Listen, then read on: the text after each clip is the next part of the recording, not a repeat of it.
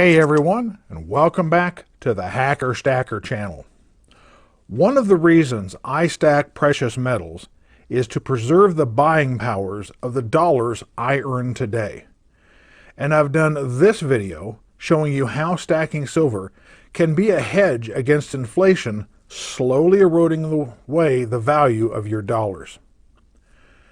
This led me to learn more about instances of what is called hyperinflation, an economic swirl-the-drain nightmare that has occurred in many times over the course of human history.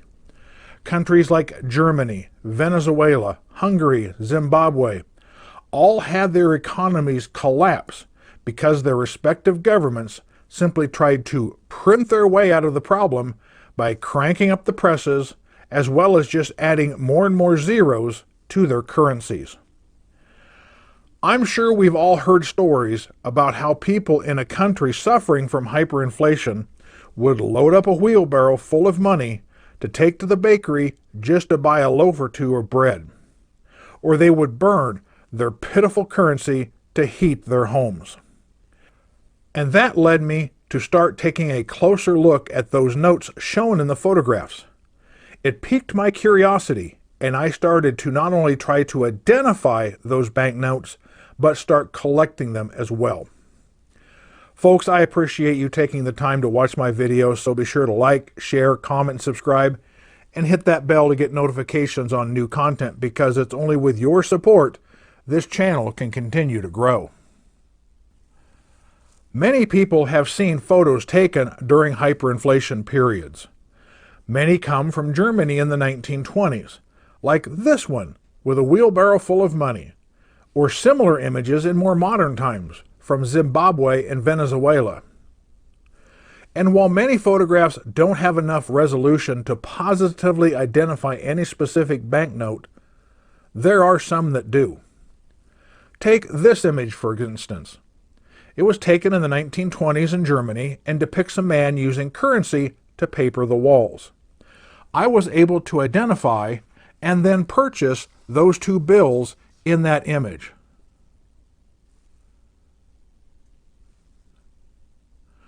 This one is also shown in a similar photo, the installer using alternate sides of the bill.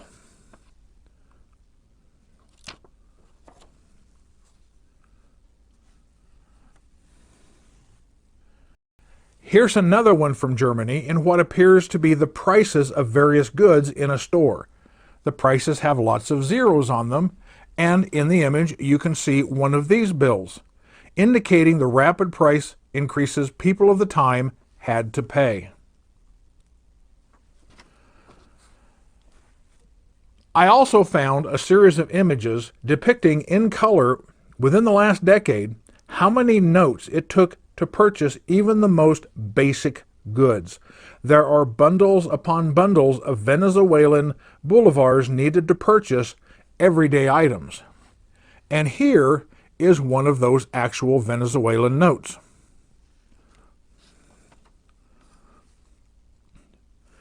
Yet, even without any images to compare them to, I'm now worth $500 million in Serbia.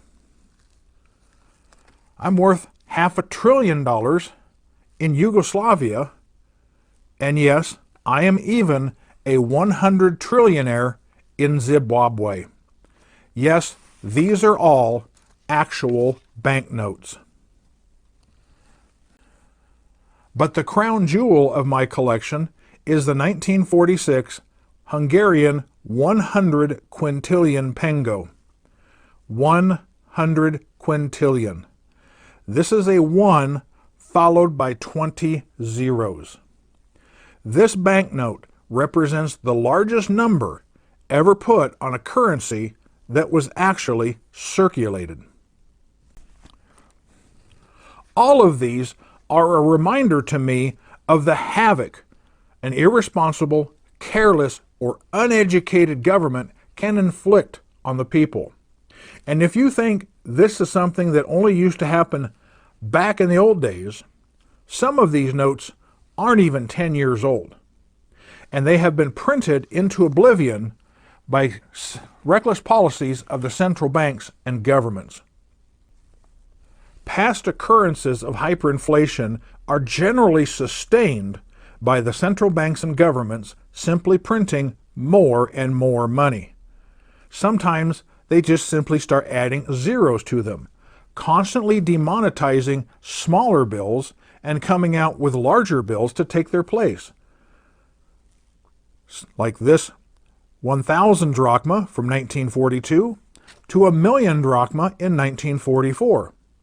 However, even adding these zeros, these two bills probably bought the exact same thing in their years of circulation: a pound of butter, diapers, orange juice, or a gallon of milk.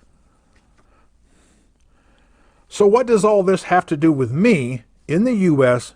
with the good old dollar? Simple.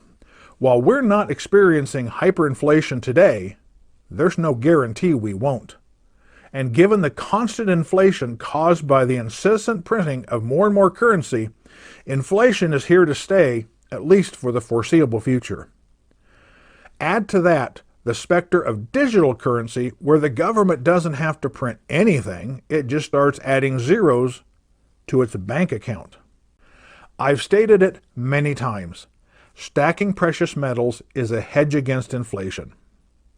In 1964, the price of gas was 29.9 cents a gallon, and as of the date of making this video, the national average of gas today is $3.19.